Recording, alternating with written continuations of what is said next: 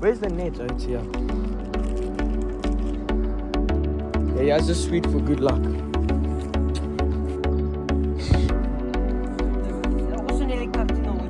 Yeah, they're running hard, eh? Guys, I reel this right in quickly. Yeah. Okay guys, so this is the fourth part of the session. We've been having a flippin' rough day. I've lost 3 fish, one of them by my feet, nearly past the net caught, and then this one, yo. It felt big, and then when they saw it, they said it was like a kilo, but it's a 4